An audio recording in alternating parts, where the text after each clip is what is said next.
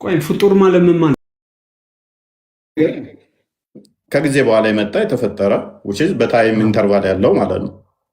ከጊዜ በፊት ወይንም ደግሞ ዘመን ሳይፈጠር ጊዜ ሳይቆጠር ያልነበረ ማለት ነው። ስለዚህ ታዲያ እንዴት ቃል ፍጡር ይሆናል? ቃል እኮ ከአንተ ጋር አብሮ የሚኖር ነው። ለምሳሌ አንተ ቃል ብትሳደብ ፍጡር አይደለም እንዴ? አንተ ውጤት አይደል እንዴ? እናንተ የምትሰሩትም ፍጡር ነው ይላል አልቁርአኑ። ስለዚህ አንተ የምታደርገው የምትሰራውን ፍጡር ነው የሚሆነው። ምክንያቱም ከጊዜ በኋላ የመጣ ስለሆነ ታይም ሳይፈጠር ዘመን ሳይቆጠር ቃልህ ከአንተ ተለይቶ ሊኖር አይችልም። ከጊዜ በኋላ የመጣ ነገር በሙሉ ፍጡር ነው። ዘመን የሚቆጠርለት ወይም ደግሞ ኦኬ፣ አልሰማም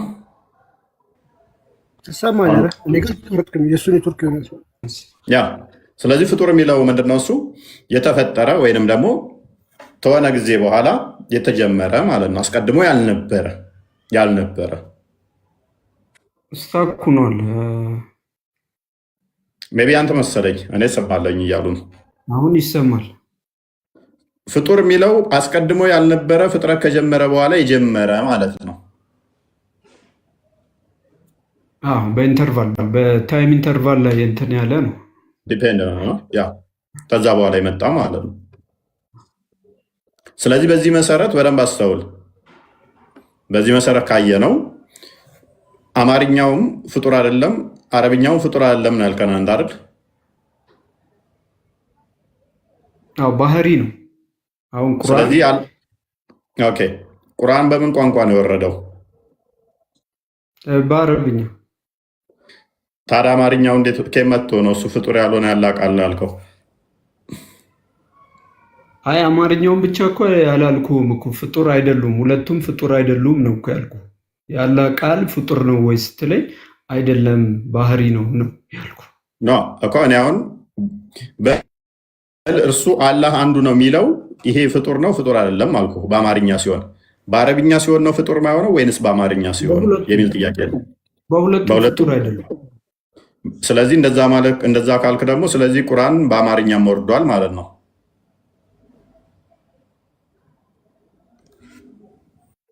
ቁርአን በአረብኛ ወረደ። ያው ከዛ በኋላ ሰውም ደግሞ በሚግባባበት በሁሉም አካባቢ ሊረዳው በሚችለው ደግሞ ተፈስሯል፣ ተተርጉሟል።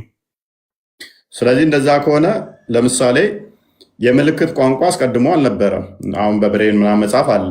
ስለዚህ በዛ ሲጽፉት አዲስ የተጀመረ ቋንቋዎች አዲስ በሚጀመር ቋንቋ ያንን ሲተረጉሙት ያም ቋንቋ አብሮ ፍጡር አይሆንም ማለት ነው። እኔ ያልተግባባ ነው ይሄ አሁን ፍጡር በምትለው ነገር እኔ አልተረዳውም። እቺ ፍጡር የምትለዋ ነገር ቃላት እንዴት ፍጡር? ለምሳሌ እኔ ሙሐመድ የሆነ ነገር ብዬ ብናገር ይሄ የተናገርኩት እኔ ከመኖሬ በፊት የለም ከኔ ጋር አብሮ የሚመጣ ነው። ስለዚህ ፍጡር ነው፣ የኔ ውጤት ነው። አንድ በል ዓለም ሳይፈጠር እቺ የተናገርኳት ልኖር አችልም። ስለዚህ ፍጡር ነው። ምክንያቱም ዘመን ተተፈጠረ ጊዜ ከመጣ ዓለማት ተተፈጠሩ በኋላ የሚመጣ ስለሆነ አስገኛለሁ ማለት ነው። እስቲ እኔ ብቻ ሲጠይቄ ደግሞ ትክክለኛውን መልስ ደግሞ ለማምጣት እሞክራለሁ። ማለት ያ ኤኒዌይስ በደንብ ቼክ አድርገው። ጥሩ ነው የመጣው። ትንሽ እንትኖች ላይ ያልገባኝን ያው ለመመለስ ልክ አይደለም። ያ እንትኑን ሪከመንድ ላድርግህ። አረብኛው ፍጡር አይደለም ተብሎ የሚታመነው፣ ትርጓሜዎቹ ግን አይታመኑም። እንደዛ ቼክ አድርግ እሱን። ትርጓሜዎቹ እንደዛ አይታመኑ። ቲንክ አሻሪዎችም አታሪዎችም ትርጉም ቁርአን ተብሎም አይጠራም። አይደለም ፍጡር አይደለም ተብሎ ቁርአን ተብሎም አይጠራም። ትርጓሜው አማርኛው ቁርአን ተብሎም አይጠራም። ተፍሲር ወይንም ደግሞ ትርጉም ተብሎ ብቻ የሚጠራው ፍጡር አይደለም ተብሎ እንትን የሚባለው አረብኛው። ኤኒዌይስ ሙሐመድ ጣልቃ እየገባ ነበር። ቀጥል እስኪ። ያው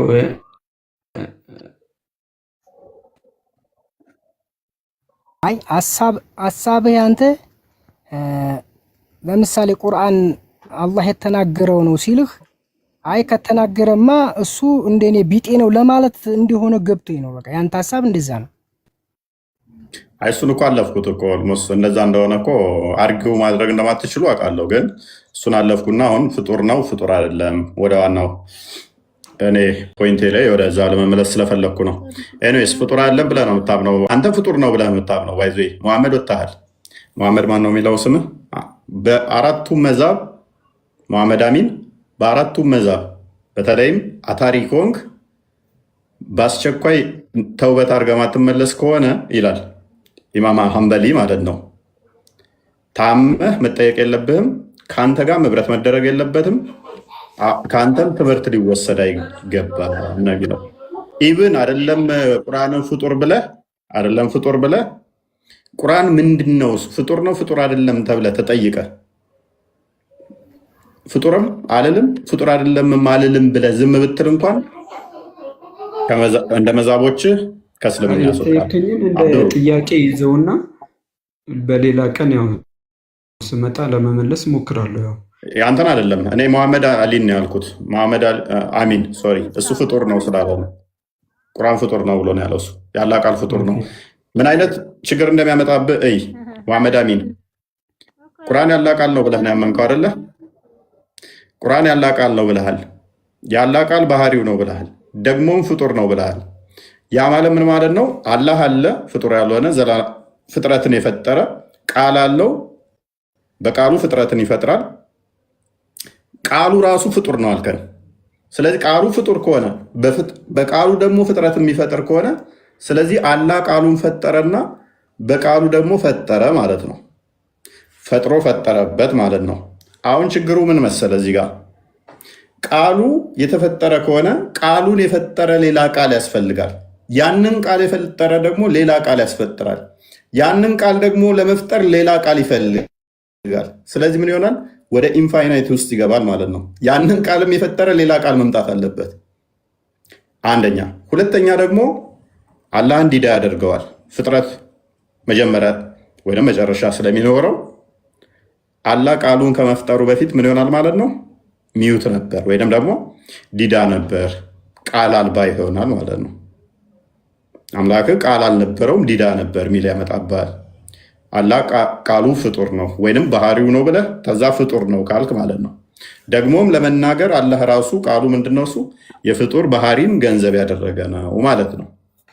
ቤቢ አግኝተዋል መሐመድ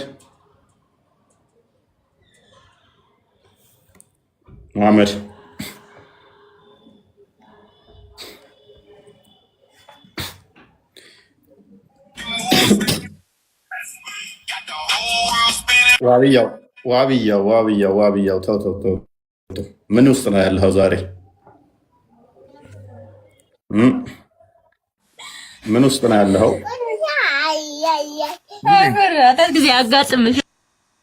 ዛሬ የሚገቡት ሁሉ ህፃናት ልጆች ይዘው እንደሚገቡት ህፃናት ድምፅ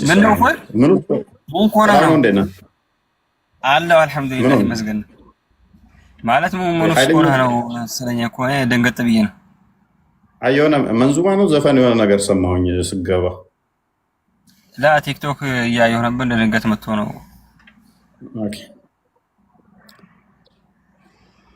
እሺ አብዱ ይቀጥልና ትቀጥላለህ። አንዴ አብዱ እንኳን ደህና መጣ።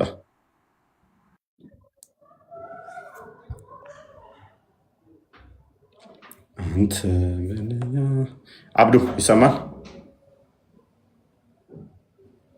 አብዱ ኢቲዛ ነው የሚል አብዱ ኦኬ።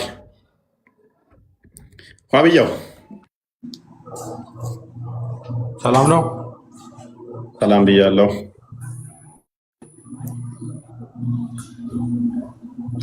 አብዱ ይናገር ሰው አለ እንዴ? ዋብያው ይቀድማል። እሺ ሶሪ ዋብያው ቀጥል። ታንተ ጋር አክቹዋሊ ብዙ ቀን አውርተንበታል ይመስለኛል። የቶፒክ ሁለቴ አውርተንበታል። የአርሳብ ማለት ቶፒኩን አልሰማሁም። ይቀጥላል። ባላ ቃል ነው እንዳታዝገኝ ነው ትለቅለታለህ።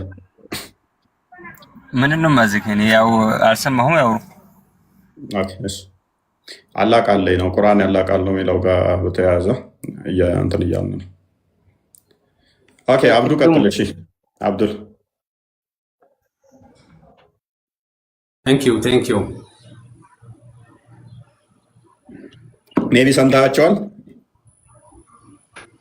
ምን አልከኝ? ሰምተሃል? ጥያቄያችንን ነበር።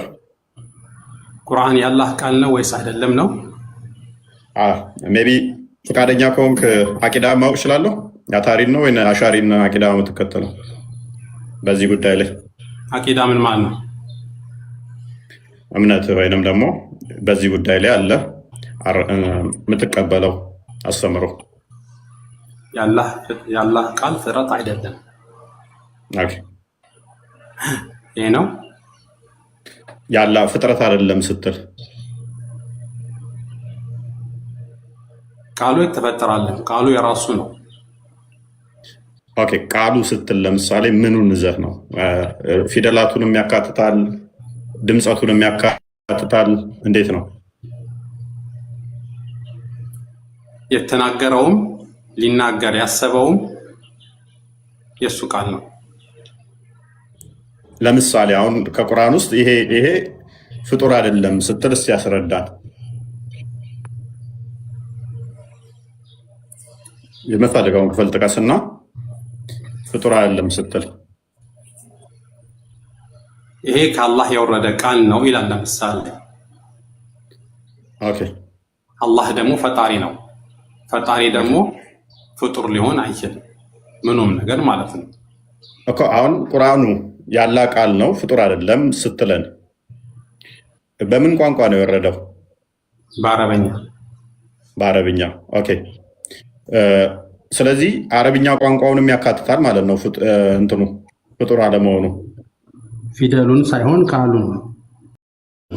ቃልና ፊደል ይለያል። ኦኬ ስለዚህ ያለ ቃል ነው የወረደው ቁርአኑ። የአረብኛ ፊደል ያላህ ፍጥረት ነው ፊደሉ ግን ቃሉ ግን ያ ተገጣጣ በአረብኛ የተነገረው ቃል የአላህ ምን አልከኝ? ኦኬ አላህ ለጅብሪል የነገረው በምንድን ነው? በምን ቋንቋ ነው መልእክቱን ያስተላለፈው? የነገረው አላህ ሱብሓነሁ ወተዓላ በፈለገው ቋንቋ ይናገራል። ከዚህ በፊትም ላሉት መልእክተኞች በየራሳቸው ቋንቋ አናግራቸዋለሁ። ጅብሪል መጨረሻ ላይ ነቢዩ ሰለላሁ ዐለይሂ ወሰለም ተገልጿል በአላህ ፍቃድ። ስለዚህ የመጡት ህብረተሰብ አረበኛ ስለሆነ በአረበኛ ምክንያት ስላለው ነው። ከምክንያት ጋር ነው እንጂ በአረበኛ ብቻ አይደለም። ያ ተላኩ በአረበኛ ናቸው። ስለዚህ ቁርአን ተብሎ የሚጠራው ምንድን ነው? ቃሉ ነው። ቃሉ ስትል ለምሳሌ አላሁ ላ ኢላሃ ኢላ ሁወል ሐዩል ቀዩም ላ ተእኹዙሁ ሲነቱን ወላ ነውም። ይሄኛው ቃሉ ይሄ አሁን ያነበብኩልህ ቃል በአማርኛ በለው እስኪ። አላሁ ላ ኢላሃ ኢላ ሁ ከአላህ ሌላ ምንም ፍጥረት ከአላህ ሌላ ጌታ የለም ማለት ነው። ከአላህ ሌላ ምንም ጌታ የለም የሚለው አማርኛውም ፍጡር አይደለም ወይንስ አረብኛው ነው ፍጡር ያለው ነው? አማርኛውማ የሰው ልጆች አስበው እንትን ያለው የተረጎሙት ነው። በሰው ልጅ ጭንቅላት የተተረጎመ ነው እንጂ በአላህ ፍቃድ የተተረጎመ ስላልሆነ የኛው ቁርአን አይደለም፣ ትርጉሙ ቁርአን አይደለም። ስለዚህ አረብኛ መሆን አለበት ማለት ነው ፍጡር ላለመሆን። ስለዚህ ቋንቋውን ያካትታል ማለት ነው። ቋንቋውን አሊፍ ባታውን አያካትትም አልኩ እኮ። ፊደሉን አያካትትም። ፊደልና ቃል ይለያል። ቃሉ ከሆነ እኮ ችግር የለውማ። በየትኛው የምትለው አላህ አንድ ነው ለማለት በአረብኛም በለው አማርኛም በለው ቃሉ ቃል ነው። ቋንቋው አብሮ ፍጡር ካልሆነ አማርኛም ላይ አላህ አንድ ነው፣ በአረብኛም አላህ አንድ ነው፣ ልዩነት የለም። በእንግሊዝኛም አላህ አንድ ነው፣ ተመሳሳይ ነው የሚሆነው። ስለዚህ ቋንቋውን ማያካትት ከሆነ ቋንቋው ፍጡር ከሆነ በአማርኛም በእንግሊዝኛም በኦሮምኛም በትግርኛም ብትለው ተመሳሳይ ነው የሚሆነው። መልእክቱ ነው ፍጡር ያልሆነው እያልክ ነው፣ ቃሉ ሳይሆን። መልእክቱ ከሆነ ደግሞ አላህ አንድ ነው በአማርኛም በእንግሊዝኛም በኦሮምኛም በትግርኛም በአረብኛም ልዩነት አይኖረው። አሌስ ቋንቋውን ያካትታል ካልክ ግን አረብኛው ሲሆን ነው ፍጡር መሆነው ካልክ ምን ይሆናል ማለት ነው? እነኛዎቹ ፍጡር የሆኑና አረብኛውም ቋንቋውም ጭምር ፍጡር አይደለም ማለት ነው። ለምሳሌ ውሻ ለማለት ከልብ ቢለው አረብኛው ቁርአን ውስጥ አለ። በአማርኛ ውሻ፣ በአረብኛ ውሻ ብትለው ውሻ ነው። አይ አረብኛ ላይ ሲሆን ነው እቺ ቃል ፍጡር ማክቶ ነው ካልክ፣ ስለዚህ አረብኛውንም አካተሃል።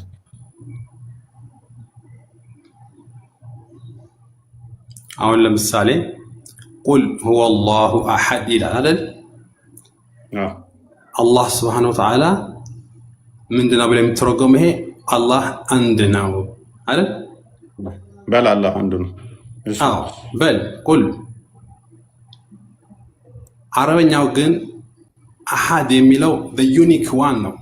በዩኒክ ዋን ማለት አንድ ማለት ነቲንግ ላይክ ሂም። በቃ በዩኒክ ዋን ማለት ማተር ያደርጋል። አንዱ ነው ማለት ማተር ያደርጋል። ስለዚህ አሁን ቆይ፣ ስለዚህ ቅድም እንዳልኩ ነው። ለምሳሌ ከልብ የሚለው አረብኛው ቁርአን ውስጥ ፍጡር አይደለም ስትል ከልብ ነው፣ ውሻ ነው። በአማርኛ ውሻ አልኩት። ምንድን ነው ልዩነቱ? አይ በአማርኛ ሲሆን ይሄ ፍጡር ነው፣ በአረብኛ ስትጠራው ግን ይህንን ውሻ ፍጡር አይደለም። ስለዚህ ቋንቋውን ኮንሲደር እያደረክ ነው ፍጡር አይደለም የምትለው። ቃሉን ነው እንጂ ቋንቋን አይደለም አልኩ። ቃሉ እኮ አለ ቋንቋ እኮ አይኖርም ወንድማችን። ቃሉ ከቋንቋ የአረበኛ ቋንቋ ሁሉ በዛ አይነት አንተ የምትለው ፍጡር ነው የምትለው ማለት ነው። ማለት የአረበኛ ተናጋሪዎች በጠቅላላ አሉ። ለምሳሌ እንደዛ ከሆነ እነሱን እንዴት ነው የምታስባቸው አንተ? እንዴት ነው የምታስባቸው ማለት ከአላህ ጋር እኩል እያደረግካቸው ነው የሚናገሩትን ቃል አንተ ነህ እኮ እንደዛ ብለህ የምትረዳቸው። ምክንያቱም ለምሳሌ ቁርአን ውስጥ ያሉ ቃላቶች ፍጡር አይደሉም ብለህ ነው የምታምነው አይደለ? ለምሳሌ በቁርአን ውስጥ የተጠቀሱት ቃላቶች ፍጡር አይደሉም ያላ ቃል ናቸው ብለህ ነው የምታምነው። እነኛን ቃላቶች ግን ሊትሬቸር ላይ ሊጠቀማቸው ሰንበዲ በአረብኛ ይችላል። ሊትሬቸር ላይ አረብኛውን እነኛን ቃላቶች ሲጠቀማቸው ፍጡር ናቸው ብላችሁ ትረዳላችሁ። ቁርአኑ ስታገኟቸው ደግሞ ለምሳሌ አሊፍ ላም ሚም የሚለውን ቁርአን ላይ ስታገኘው ይሄ አሊፍ ላም ሚም የሚለው ፍጡር አይደለም ብለህ ትረዳለህ። አንድ ሰው ግን የሆነ ግጥም እየጻፈ አሊፍ ላም ሚም ቢል ፍጡር ነው ብለህ ነው የምትረዳው። መጽሐፉ ላይ ደግሞ ይሄ እናንተ አረዳሉ።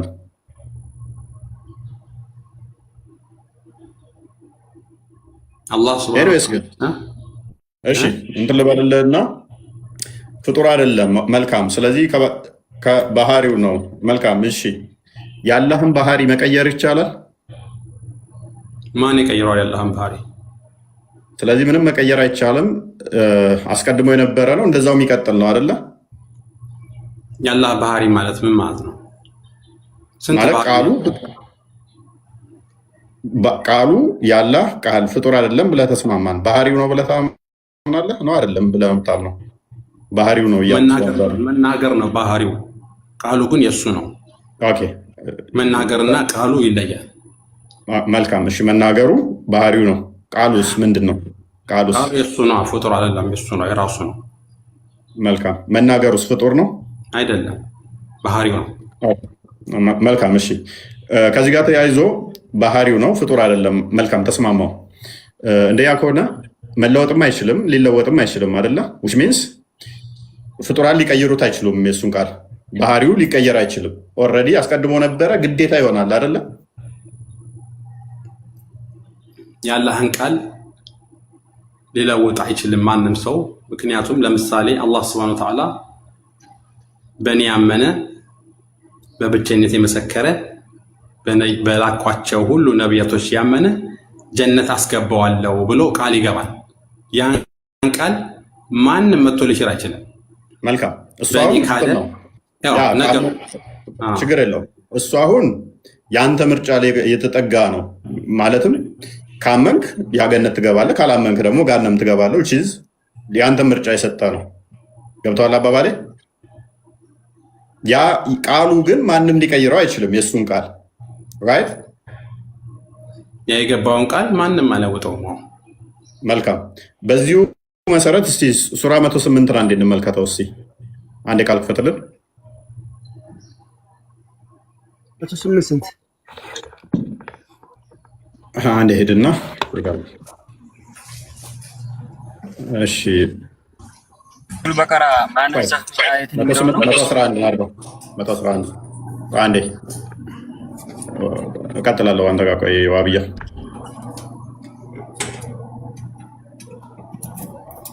ኦኬ። ቀደም ምን ብለናል? የአላህን ቃል ማንም ሊቀይረው አይችልም ብለናል፣ ተስማምተናል። እሱ ራሱ የሱ ነው ብለናል። አራማን ሚተርክ ኦኬ። እንደዛ ከሆነ ይሄንን ቃል አቡላብ መቀየር ይችል ነበረ? አቡላብ ይሄንን መቀየር ይችል ነበር? ተበት የዳ አቢ ለሃቢን ወተብ ተበት ያድን አቡላብ መቀየር ይችል ነበር? በምን ነው የሚቀየረው? ጽፎ ነው ፕሊስ አራማን ሚተርክ የአላህ ቃል እሱን የሱ ነው። ስለዚህ ምንም ፍጡር ሊቀይረውም አይችልም፣ ሊለወጥም አይችልም፣ ፍጡርም አይደለም ብለህናል። የአላህ ቃል ፍጡር ካልሆነ ማንም ሊቀይረውም አይችልም ከሆነ ፍጥረት ከነ ሊቀይሩት ማይችሉ ባህሪ የሱ እስከሆነ ድረስ አሁን ተበት ያድን ወይንም ደግሞ የአቡላብ ሁለት እጆች ከሰሩ ጠፉ፣ እርሱም እንጨት ተሸካሚ ስትሆን ሚስቱም ከጭርት የሆነች ገሃነም ትገባለች የሚለውን አላህ የራሱ ከሆነ ማንም ፍጡር ሊቀይረው ማይችል ከሆነ ፍጡርም ካልሆነ ይሄ አቡላብ መቀየር አይችልም፣ ነፃ ምርጫም የለውም ነበር ማለት ነው። ተረገማ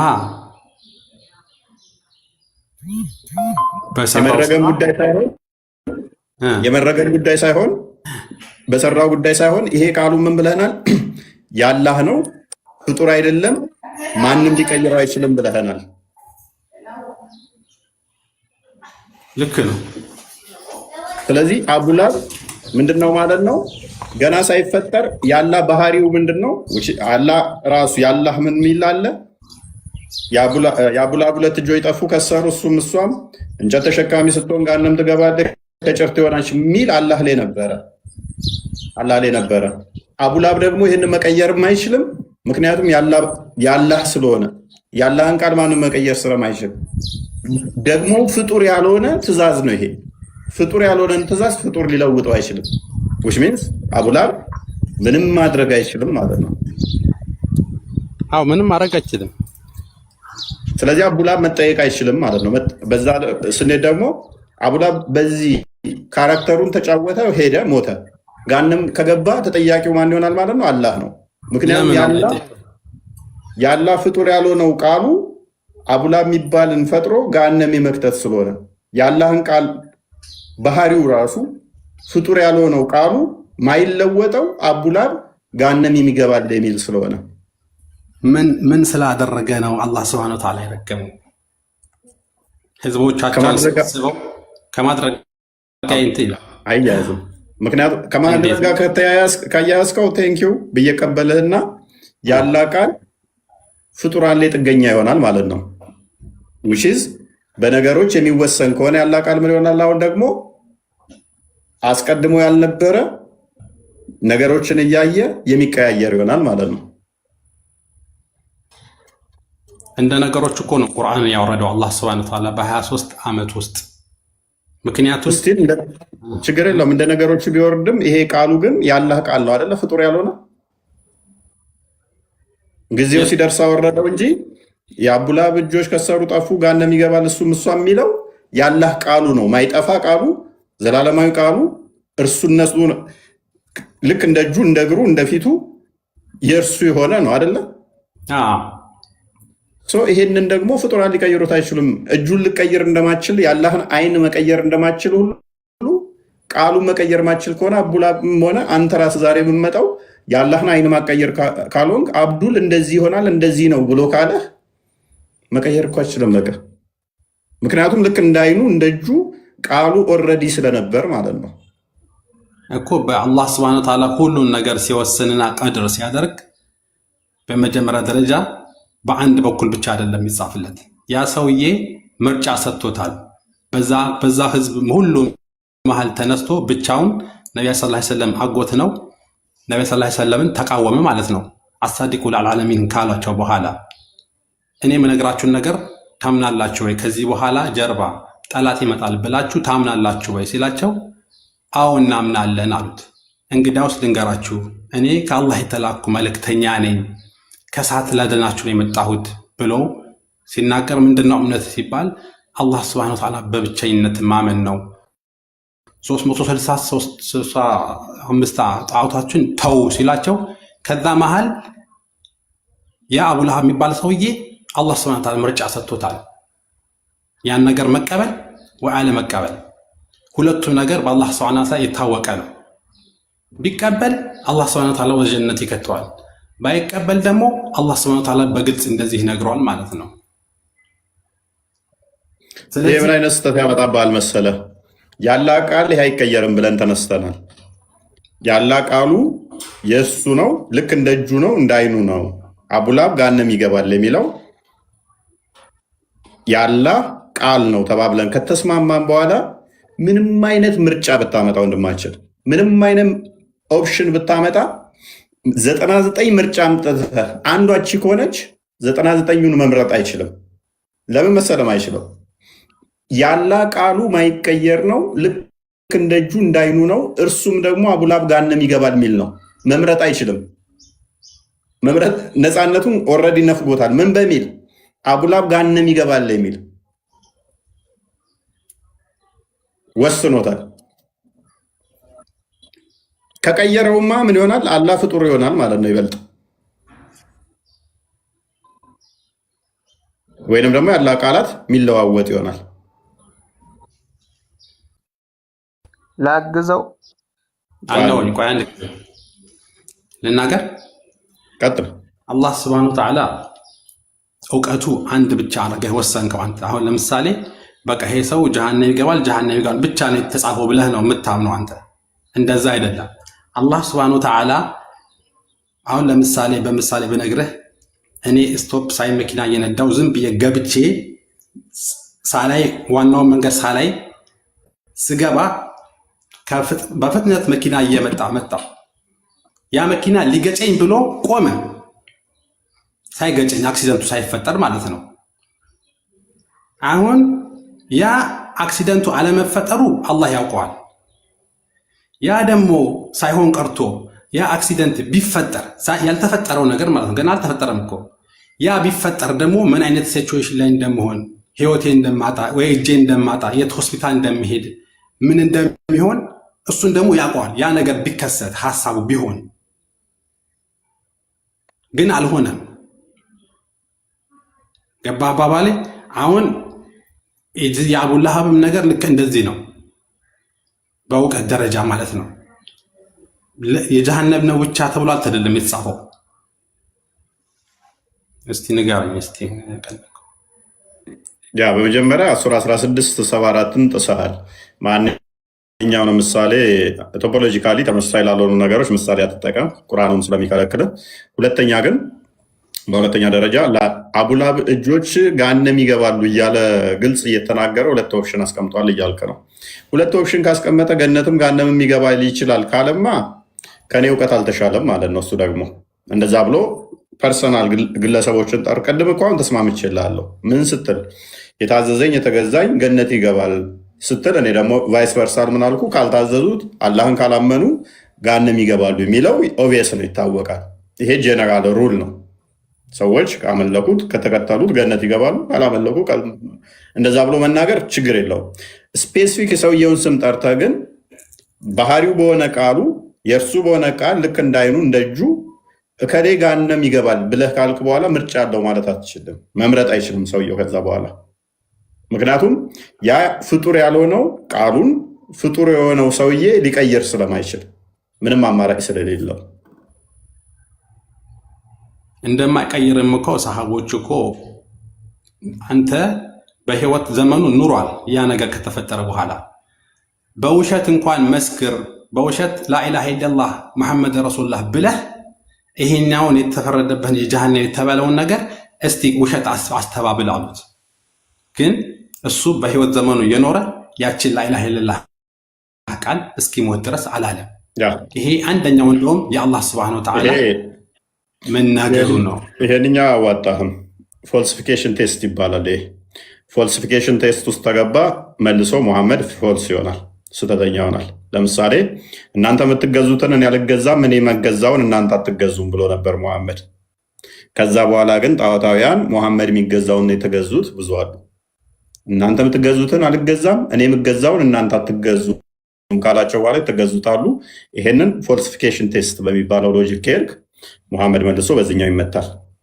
ፕላስ ደግሞ እብለትን በቀጣጠፈ በሙሐመድ የሚለው ሱራ 6 93 ወይም 92 አካባቢ ላይ ሙሐመድን ከጻፍኩለት ውጭ አያቅም የሚለው ከዛ ቁርአንን እኔ ሲጽፍለት የነበረው ወደ ከእስልምና የወጣውና ከዛ በኋላ ሙሐመድ ምንም አያቅም ያለው እሱ ኃይለኛ ቅጣት እንደሚቀጣ ተተናገረው በኋላ ያንኛው ሰውዬ ግን ተመልሷል። ሊያስገድለው የነበረው ሙሐመድ ማለት ነው ተመልሷል። አሁንም በፎልሲፊኬሽን ቴስት ከሄድክ ፌል ያደርጋል ማለት ነው። አሁንም በፎልሲፊኬሽን ቴስት ከሄድክ ፌል ያደርጋል ማለት ነው።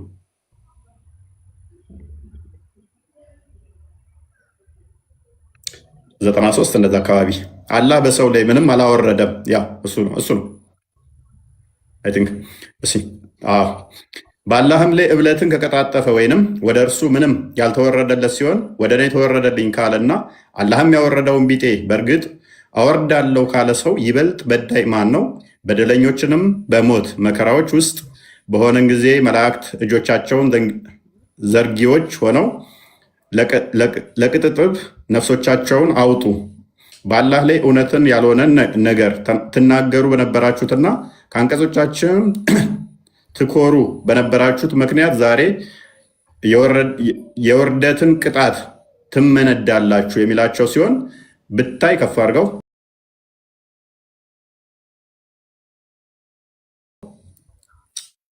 ብታይ ኖሮ አስደናቂን ነገር ባየህ ነበር። ይሄ የወረደበትን ታውቀዋለህ ብዬ አስባለሁ። ለሙሐመድ ቁርአን ሲጽፍ የነበረው ሙሐመድ ነቢይ ከሆነ እኔም ነቢይ ነኝ፣ እኔ ነቢይ ከሆንኩ ሙሐመድም ነቢይ ነው። ያልነገረኝን አካትቼ ስነግረው ትክክል ነው ብሏል።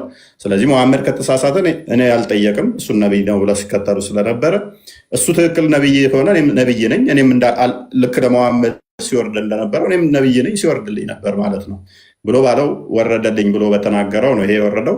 ከዛ በኋላ ሙሐመድ ሊያስገድለው ብዙ ጊዜ ሞክሮ ነበረ። ነገር ግን ዑመር ወይስ ዑስማን ዑመር መሰለኝ እሱ እንትን ስላለው ሳይገደል ቀርቷል ማለት ነው። ቅጣትም ሳይቀጣ ቀርቷል። ስለዚህ በፎልሲፊኬሽን ቴስት ውድቅ ይሆናል ማለት ነው።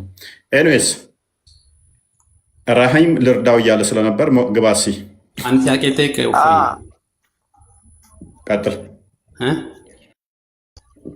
ቀጥል።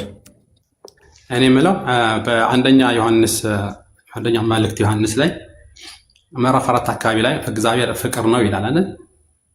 እሺ አንደኛ ዮሐንስ ምዕራፍ 4 ቁጥር 8 አንደኛ ዮሐንስ ምዕራፍ 4 ቁጥር 16 እግዚአብሔር ፍቅር ነው፣ ፍቅር የሌለው እግዚአብሔርን አያውቅም ይላል። እሺ እና ፍቅር ይፈቀራል እንጂ አያፈቅርም አይደል? እሺ ይፈቀራል ማለት ምን ማለት ነው? ለምሳሌ እግዚአብሔር ብርሃን ነው ይላል። እግዚአብሔር ብርሃን ነው ሲል የምታየውን ብርሃን ማለት ነው። መልሶ ደግሞ ማቴዎስ ወንጌል ምዕራፍ 5 ቁጥር 30 አካባቢ እንደዛ እናንተ የዓለም ብርሃን ናችሁ፣ ብርሃናችሁ በሰው ላይ ሊበራ ይገባል ይላል። ኦኬ ቀጥል። አንተ ጋም ስላለ ማለት ነው። ለምሳሌ አላህ ኑር ተብሎ ይጠራል፣ ብርሃን ተብሎ ይጠራል። ብርሃን ባየ ቁጥር ግን ብርሃን ነው ማለት ነው ማለት አችልም። ስለዚህ እግዚአብሔር ፍቅር ነው ሲል ፍቅር ባህሪውን የሚገልጽበት ነው። ያ ፍቅሩም ደግሞ ለፍጡራን ሲሆን እግዚአብሔር የሰጠውን ለምሳሌ አንድ ልጁን እስከ መውለድ ድረስ እንደሰጠ ፍቅር እንዴት እንደሆነ እንዴት እንደተገለጠ ዮሐንስ ወንጌል ምዕራፍ 3 ቁጥር 16 ላይ ፍቅር ምን እንደሆነ ገለጸው ማለት ነው። እንዲሁም ደግሞ ማቴዎስ ወንጌል ምዕራፍ 11 ቁጥር 20 ምናምን አካባቢ ላይ ፍቅር እስከ ነፍስ እስከ መስጠት ድረስ እንደሆነ አስቀመጠው። ለሰዎች ያለው ፍቅር እንዴት እንደገለጠ ማለት ነው።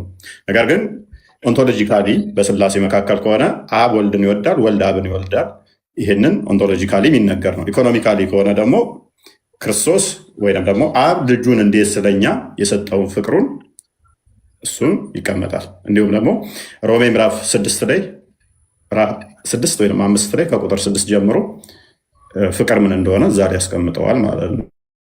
ኢኮኖሚካሊ ለእኛ ሲነገር ኦንቶሎጂካሊ ከሆነ ግን አብ እና በወልድ በመንፈስ ቅዱስ መካከል ያለ ፍቅር ይነገራል። ያ ማለት ግን የሚፈቀር ምናምን የሚባለው እናንተ ጋር የሚመጣው እኛ ጋር አይመጣም ማለት ነው። ምክንያቱም እኛ አብ ወልድ መንፈስ ቅዱስ ብለን ስለምናምን ማለት ነው። የግድ የሚፈቀር ያስፈልጋል፣ አለበለዛ ፍቅር የለም የሚል አርጉመንቱ ማለት ነው።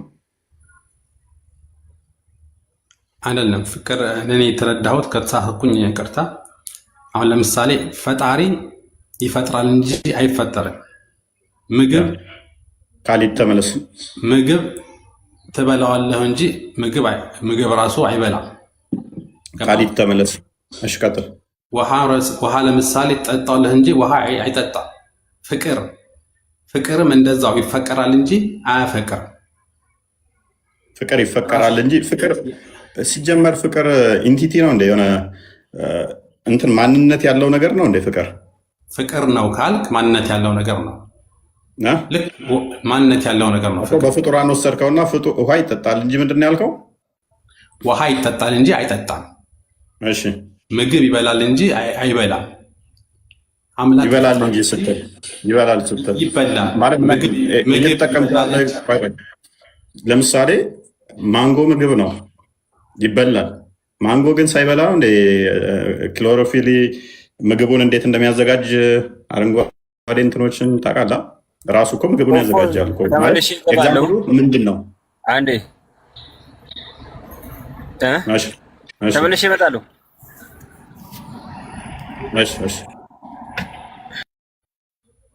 ራማን ቀጥል። እሺ ያ አንተ ያልከው ይብቃኝ። ኦኬ ቀጥል። እሺ ምንድን ነው ፖይንትም የማይገናኝ ኤግዛምፕል እያገናኘ ነው። ምግብ ይበላል ምንድን ነው? ምን አገናኘው? ማለት እግዚአብሔርን እናፈቅረዋለን እንጂ አያፈቅረንም ማለት ነው።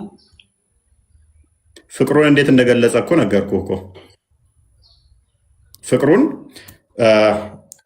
እንዴት እንደገለጸ ፍቅር ምን እንደሆነም ደግሞ እግዚአብሔር ፍቅር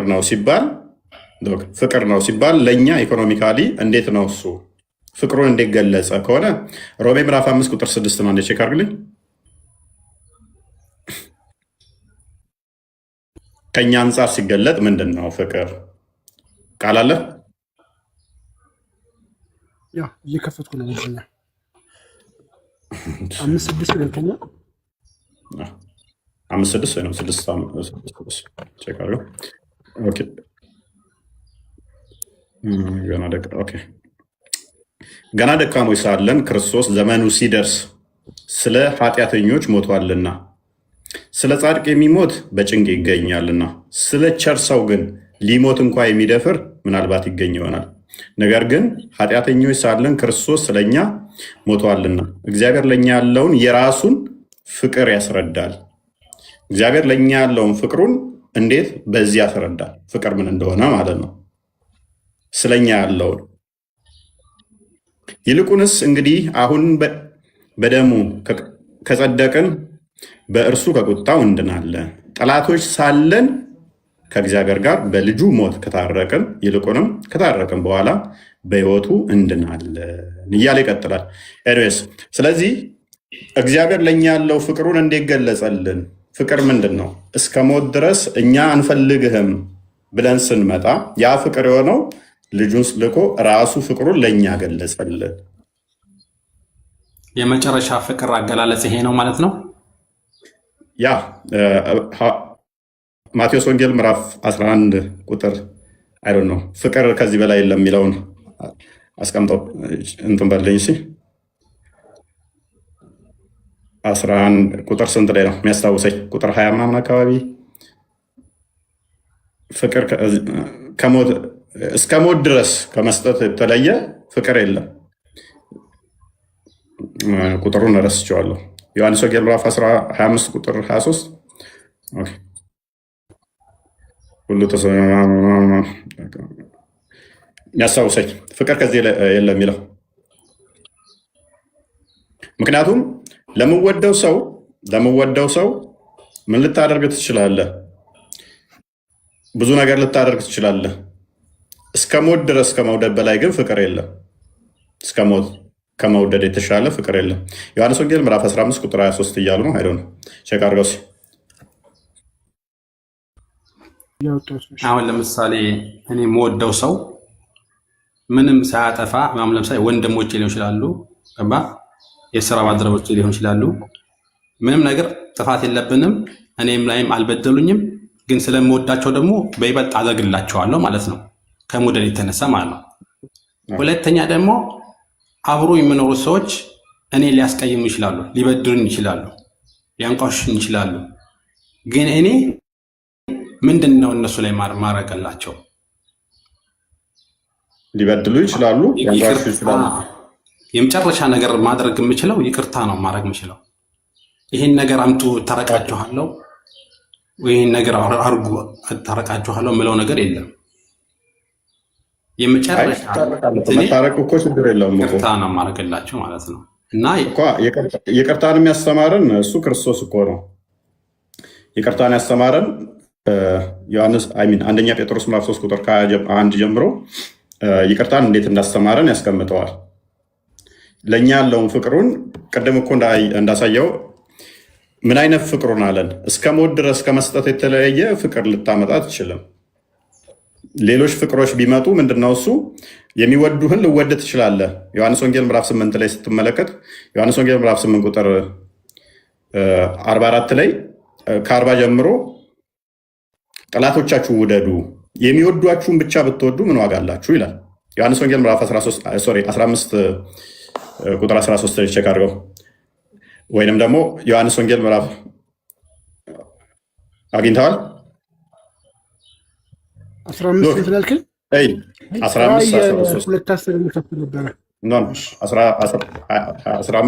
13 ስለዚህ የምወደውን ልወደ ትችላለህ፣ የሚጠላን ልጠላ ትችላለህ። እነኚህ ቀራጮች የሚያደርጉት ነው። ዮሐንስ ወንጌል ምዕራፍ 8 ላይ ከቁጥር 40 ጀምራ አንተ አንብበው።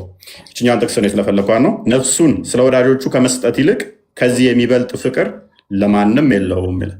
ስለምወደው አካል ነፍስን እስከ መስጠት ከዚህ የተሻለ ፍቅር ምንም ልታመጣ አትችልም። ከዚህ የሚበልጥ ፍቅር ልታመጣ አትችልም።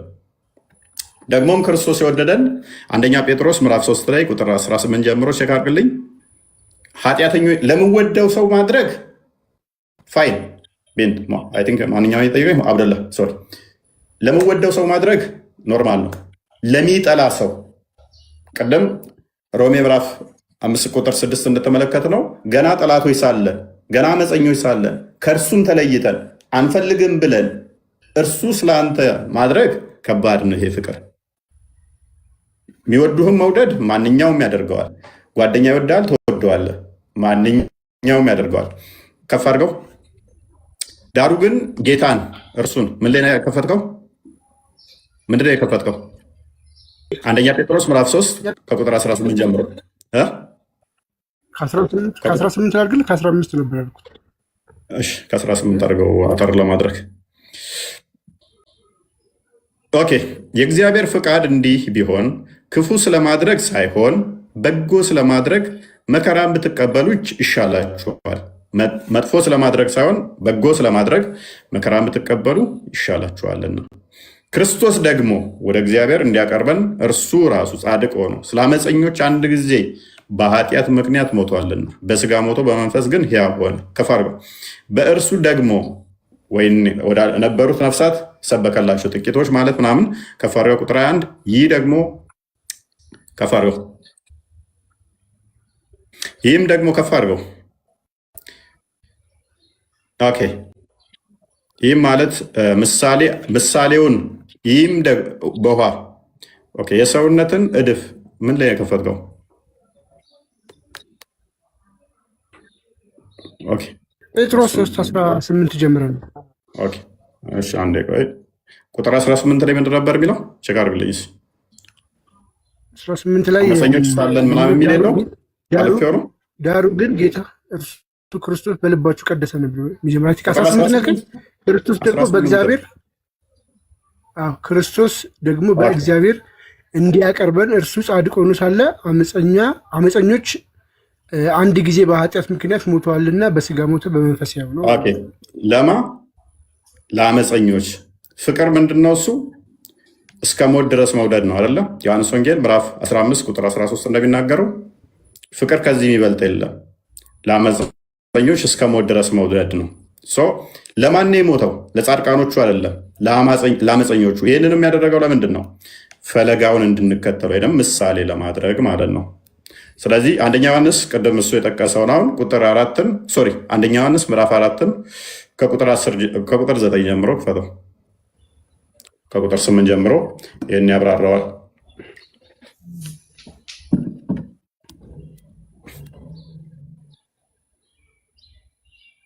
አንደኛ ዮሐንስ ከቁጥር ስንት? ምዕራፍ 4 ነው። ምዕራፍ 4 ከቁጥር 8 ጀምሮ ወይም ከቁጥር 9 ጀምሮ። እሺ።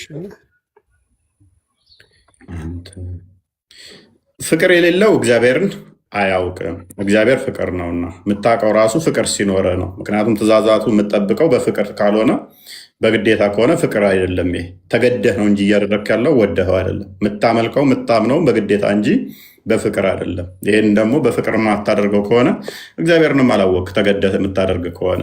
በዚህም የእግዚአብሔር ፍቅር በእኛ ዘንድ ተገለጠ።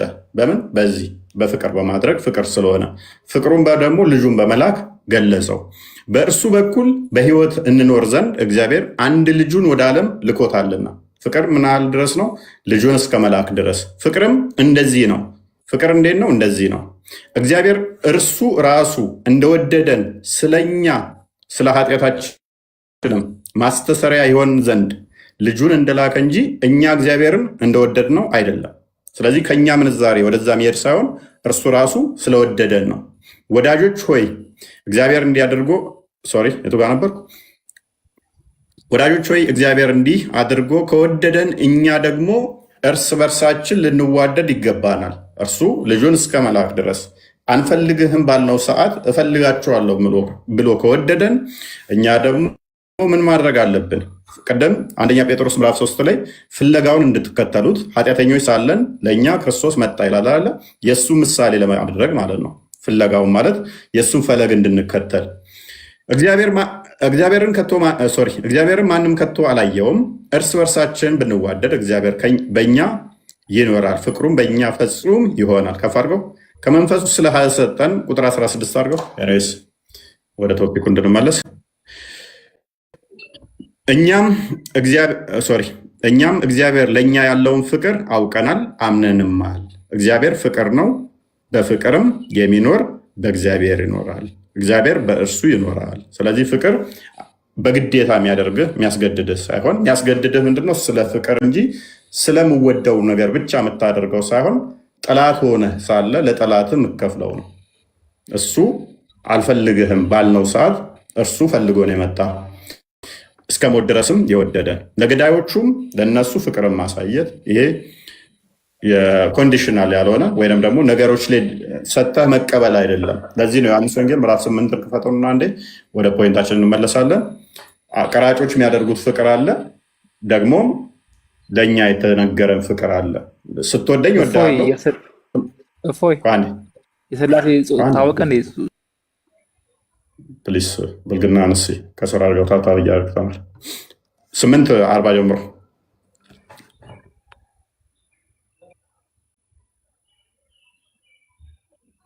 ሰጥቶ መቀበል ፍቅር አለ አይደለ? እናንተ አባታችሁን ታደርጋላችሁ፣ እኛ እስከ ዝሙት አለወለ ከፍ አድርገው። ኦኬ ኢየሱስም ያላቸው እሺ ከአባታችሁ ጋር ዲያብሎስ ናችሁ፣ ከፍ አድርገው። የአባታቸውን ምኞት የሚያደርጉ አሉ። የአባታቸው ምኞት ምን እንደሆነ ይታወቃል። እሺ እናንተ ግን ከኃጢአት ከፍ አድርገው። ይሰማል ከእግዚአብሔር አትሰሙም አላቸው።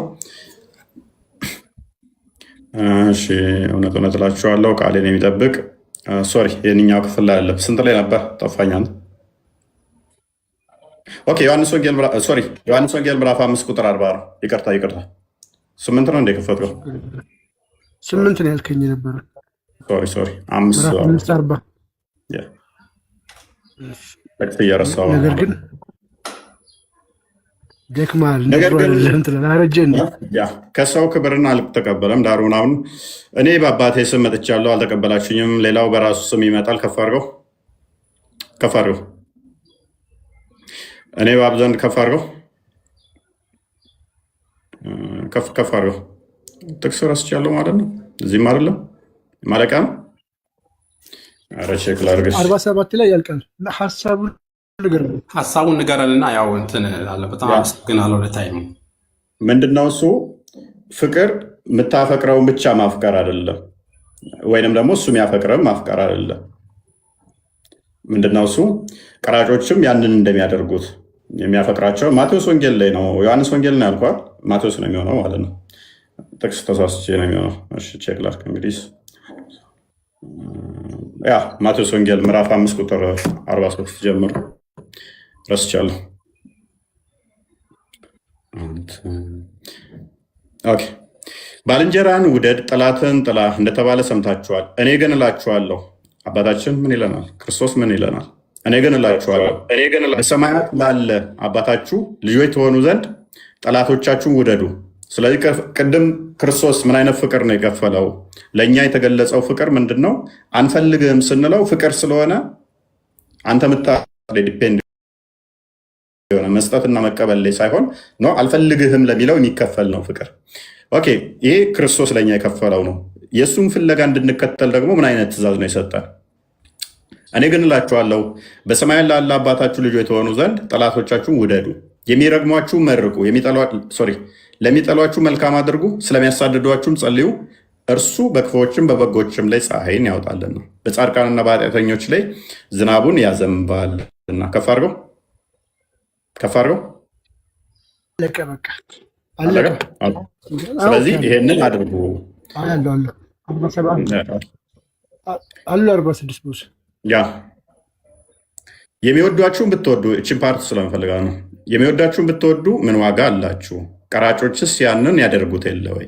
ስለዚህ ኮንዲሽናል ሆነ ሰጥቶ መቀበል ላይ አይደለም ፍቅር፣ ነፍስ እስከ መስጠት ድረስ ሲል አመፀኞች አንፈልግህም ላሉት ነው ነፍስ የሰጠው። ከዚህ በላይ የለም ይላል። የምትወዱትም ለምትወደው ሜይ ቢ ምናልባት በጭንቅ ፍቅር ላይ ነፍሱን መስጠት የሚሰጥ ሊገኝ ይችላል ይላል መጽሐፍ ቅዱስ። በጭንቅ ሊገኝ ይችላል። ነገር ግን ለሚጠሉት አንፈልግህም ለሚሉት ግን ነፍሱ የሚሰጥ ይገኛል ወይ? እንደዚህ አይነት ፍቅር ይገኛል ወይ? አይገኝም። የሚወዷችሁን ብትወዱ ምን ዋጋ አላችሁ? ቀራጮችስ ያንን ያደርጉት የለም ወይ? ወንድሞቻችሁን ብቻ እጅ ብትነሱ ምን ብልጫ ታደርጋላችሁ? አሕዛብስ ያንን ያደርጉት የለም ወይ? እንግዲህ የሰማይ አባታችሁ ፍጹም እንደሆነ እናንተ ፍጹሙ ነው። ስለዚህ አምላካችን ፍጹም ፍቅር ነው ያለው። የእኛስ ፓርሻሊቲ ነው። የሚወዱን ነው የምንወደው። ዳቦ ለሰጠ ዳቦ ትሰጣለህ እንጂ ባልሉ አናትህን እያለ ዳቦ አትወረውርለትም። አንተ እሱ በኮብልስቶን ሲያባረረ አንተ በሶፍት አይደለም የምታባረረው። እሱ ዶላር ሲወረውርልህ ድንጋይ ሲወረውርልህ አንተ ዶላር አትወረውርለትም። እኛ ፓርሻሊቲ ያለብን ማለት ነው። ስለዚህ ፍቅርን ራሱ ሲገልጸው እርሱ ፍጹም አምላካችን ፍጹም የሆነ ፍቅር ነው ያለው ለእኛ። እኛ ግን ፓርሻሊቲ ነው። ግን የእሱን ፈለግ ደግሞ እንድንከተል ታዘናል። ምንም እንኳን ፍጹም ፐርፌክት ባንሆንም በፍቅር እንደዛ እንድንከተል ታዘናል። ሜይ ቢ እዚህ ላይ የቆየንበት ይመስለኛል። ይቅርታ ብዙ ጥቅሶችን እዚህ ላይ ይበልጥ ደግሞ ለማብራራት ሮሜ ምዕራፍ 12ን ከቁጥር 14 ጀምሮ ወይም ከቁጥር 12 ጀምሮ በደንብ ያብራረዋል። እሱን ያው ስለ ፍቅር በአንጻራዊነት ያስቀምጠዋል። ቆይ ይቅርታ ጠይቄ ልውጣ። ቆይ ቶፒኩ ላይ እንግባና ትጠይቃለህ። ቶፒኩን ፓራፍሬዝ እናድርገውና ዋና ቶፒክ ይሄ ምንድነው? እሱ ያለ ቃል ፍጡር አይደለም። ኦኬ፣ ያለ ቃል ፍጡር ካልሆነ ያ ቃሉ ራሱ ፍጡር ካልሆነ በቂያማ ቀን ይመጣል። ባይዘ እሱን ደግሜ ገባበታለሁ። ያረጀ ሰው ሆኖ ይመጣል። ያረጀ ሰው ሆኖ የገረጣ ሰው ሆኖ ይመጣል ቃሉ። ከዛም ሸፋ ይሆናል፣ አማላጅ ይሆናል ለሰዎች። ኦኬ፣ ከአላህ ጋር ይነጋገራል፣ ኮሚኒኬት ያደርጋል። ከመቃብር ገና ሲወጡ አወቃችሁኝ እኔ ባልደረባህ ቁርአን ነኝ ብሎም ይናገራል። ኦኬ፣ ያለ ቃል ፍጡር አይደለም።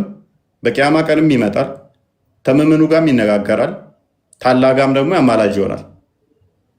ፍጡር ያልሆነው ያለ ቃል የገረጣ ሰው መስሎ ይመጣል። አንድ አይደለም። ሱረቱ በቅራና ሊምራን ደግሞ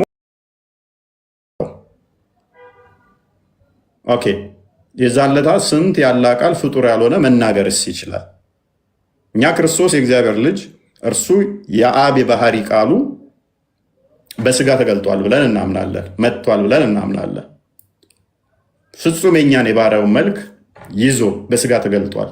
የአብ ቃሉ በስጋ ተገልጧል፣ እኛም መስሏል ብለን እናምናለን። እነሱ ደግሞ የአላህ ቃል ቁርአን ፍጡር አይደለም፣ በወረቀት ማይታየው ማይዳሰሰው ማይነካው የአላህ ቃል በሚነካ በሚዳሰስ በሚታይ መልኩ ቁርአን ላይ የሰፈረው ፍጡር አይደለም። ምንም እንኳ ቁርአኑ ወረቀቱ የሚታየው የሚዳሰሰው ፍጡር ነው ቢሉ ይሄ ማይታየው ማይዳሰሰው በሚታይ ተተገለጠ ፍጡርም ካልሆነ እኛም ያ የማይታየው ማይዳሰሰው ማይነካው የአብ የባህሪ ቃሉ በሚታይ በሚዳሰስ በሚነካ ሁሉም ፈጥሮ ማርያምንም ስጋውን ፈጥሮ በስጋ በዛ ተገለጠ፣ ታየ፣ ተዳሰሰ ብለን እናምናለን። ግን እነሱ ጋር ወረስት የሚሆነው ምንድን ነው? በቂያማ ቀን ይሄ ፍጡር ያልሆነ ቁርአን መዓት ሰው ሆኖ ሲመጣ የለ ምንም እንኳን ባይወለድም ራሱ ሞዳሊዝምን ይዞ የገረጣ ሰው መስሎ ይመጣልም ኮሚኒኬትም ያደርጋል ካላህ ጋር። ከዛ ይሄው ፍጡር ያልሆነው ቃል ደግሞ ለምሳሌ ሱራ 33 ቁጥር 53 አንዴ ቼክ አድርግልኝ። ይሄው ፍጡር አይደለም ወይ ማለት ዲፔንድ ያላ ቃል ነገሮች ላይ ጥገኛ ይሆናል ወይ? ቃል አለ ሱራ 33 አልአሕዛብ 53 ላይ